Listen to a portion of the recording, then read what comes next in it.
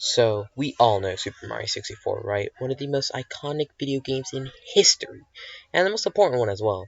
What I mean by that is the game brought full 360-degree control to the joystick, and that is something that makes 3D games a lot better to control. Let's just get to the point, okay? The story that Bowser kidnapped Peach as per usual, then, as the wiki says in the article for this game, imprisons Peach and the servant within using the power of the castle's 120 stars. Yeah, some real FNAF lore over here. But jokes aside, the plot is your basic Mario fare, just an excuse to wahoo and waha everywhere. In my opinion, the plot is nothing groundbreaking. Again, it is just like any other Mario plot out here. So let's just cut the chit chat and get into the meat and potatoes. So now, let us get into the most important part of any game, the gameplay, and let us start with how Mario controls. Damn, does Mario make a smashing hit when he controls in 3D. He feels amazing, but that's not all our little Italian plumber can do. He also sports a dive that helps a lot when you're trying to be fast. There's also the side flip that is good for getting height, but not good for movement, but who gives a piss anyways? Mario can also do a 3-hit combo that nobody never uses anyways. But hey, it was in Super Smash Bros., so all is forgiven. There's also the ground and pound move, or in this game's case, the ground pound move. But screw that, we have the triple jump, you dork! This move is great for height like the side flip, but I think it gives a greater distance, with the downside being that you need a more of an open field to perform it in. But yeah, what's the needed move? There's no areas to perform them all in. So now, let us get into the courses of the game. A lot of the courses are iconed in the gaming universe. No joke. You can show some rando on the streets and they would say, oh, that's Bomb Bomb Battlefield. What do you think I am, stupid? I'll be talking about 2 courses of my choosing, and they'll be rated on a scale of 1 to 5. Let's get into it. So the first one we'll be peeping at today is, of course, Bomb Bomb Battlefield, and what a banger it is. There's the first star, and the battle with the king of the bombs. The fight is simple, just grab his stupid back and throw him 3 times, but I would be lying if I said I hated it. And then there's the race with Koopa the Quick, which is a great star, and he does make another appearance at Tiny Huge Island. Then there is Shooting to the Island in the Sky Star, which mind you has a great view of the course, other than the mountain.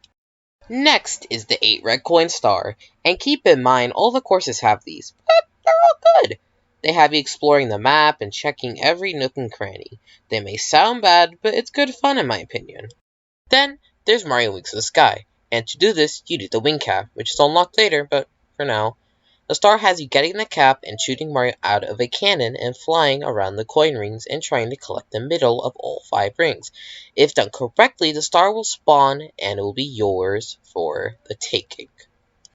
Then lastly, there's Behind Chain Chomp's Gate, which has you ground pound the little post that holds Chain Chomp at state. After doing so, the Chain Chomp hops around, and after a little while, the Chain Chomp will bust the gate open and go away. And now Bomb Bomb Battlefield, and the course itself is great and an amazing first introduction to what the game has in store. I give it a 5 out of 5 for being a great course overall. The next course we'll be looking at is Whomp's Fortress. It is the second course in the game. I just hope it lives up to that masterpiece that was the Battlefield of Bombs. The first star in this course is Chip Off Whomp's Block, which is a boss fight against King Whomp. But first you have to climb this tower. I mean, you could say that, but I don't know what else to call it, so... After that, you fight the king himself. How to kill him is quite simple. Reminds you of another king that is also really easy, even though it's the first one. Anyway, you must wait for the king to try and squish you, and if he fails, he just stays there, like, lying down. But as he's doing that, you can ground pound him on his stupid little back. This does damage. You must repeat the same action 3 times and you win a star! Pretty simple and a great way to let the player see what the course has in store for them. I love it! Next star is to the top of the fortress. So what you need to do in this one is go to where you murdered King Thwomp, and now there is a fortress there. Climb it up it and grab the star. Pretty short one if I do say so myself. There's also a bullet bill launcher there now. It does nothing but hurt a little plumber. It's a pretty simple star. Moving on. Next up is shoot into the wild blue. With this one, you need the cannon. You get in the cannon and shoot where the star is, but it's not that simple, you moron. Because you need to aim for the pole, but if you miss, you die. But there's actually an easier way of doing it. All you need to do is side flip or triple jump, then wall jump to the platform with the pole. Yeah, not my favorite star, but it's kind of average. Next in line is the Red Coin mission.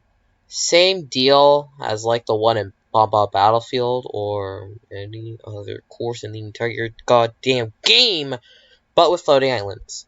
Nothing that new. We're moving on to the next one. Right now. The next one in batch is fall into the caged island. What you need to do is climb the first tree you see, and an owl will just fly out. Jump into it and you'll soar into the air. Just like that one scene from Aladdin. You want to control the owl into the caged island. Then, when you think you got it, let go of the owl and get the star. I don't know how the owl can carry like a huge man for a long amount of time without like crash landing, but okay. Last but not least, blast away the wall. You need the cannon, and with it you need to take aim and shoot Mario at a wall, and the star is just there. But my problem with this is that the game does not tell you to shoot this one specific wall. I guess you could say that's a nitpick, but I just find it annoying for like new players who just got a brand new shiny Nintendo 64. It's weird. I prefer if it told you, but anyways. Other than that, Juan's Fortress gets a 4 out of 5. It was really good, but some stars don't tell you or give any hints on what to do. It is still a good course nonetheless. Don't, like, twist my words or anything. Next up are the Bowser levels, and these aren't your granddaddy's courses. But before moving on to the next floor, the houses of the courses, you need a key that Bowser holds. So, you do an obstacle course to reach Bowser. All of them are fun and test your skills on what you learned so far. And all 3 of them have 8 red coins. So, if you want an extra star, have fun almost dying for a lot of them. But, if you do the course without dying, you beat Bowser. The way you defeat Bowser is by grabbing him by his tail and chucking him into the bombs. Then it's followed by So Long Gay Bowser. Even though it's July. Anyways, these fights are not anything special, but the little obstacle course is a fun time, and Bowser's attacks can be predictable, but I mean, you can still get hit by a lot of them. Unless you're like a pro at the game and you have the speedrunning record or something, I don't know. Moving that aside, after beating the final Bowser, you are greeted with Mario restoring the power to the castle and freeing Peach. Mario, Peach, and Four Toads go inside and bake up cake for Mario. Or Peach does it, but... The ending is pretty good, and after beating the game after so long feels so good. What I mean by what I said there is I could never beat this game on the DS or pretty recently, but I beat it. For me, this was incredible. And it felt like I won a Nobel Prize when I hit that final shot with spitting Bowser and that. And it felt like I won a Nobel Prize. But all of that aside, my thoughts on the game. This game is incredible for a video game that was made in 1996 for a system called Nintendo 64. Still used cartridges, even though the cartridges were being pushed aside. But anyways, I love this game. It is a masterpiece. Sure, there may be some flaws, but this is what I call a 3D platformer. All the footage is from an emulator, and don't worry, I own this game on my Switch, my Wii U, and my actual N64.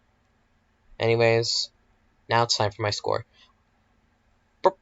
I give a game a 9.9 out of 10. The game is super good, but the game can be unfair at times or a little bit hard, but who gives a single flying piss? Nobody. But thanks for watching till the end for the dog water video. I want to do more stuff like this, but it's a pain in the ass to do. But who cares? If you enjoyed this video, that's cool. I'll see you next time. Bye-bye.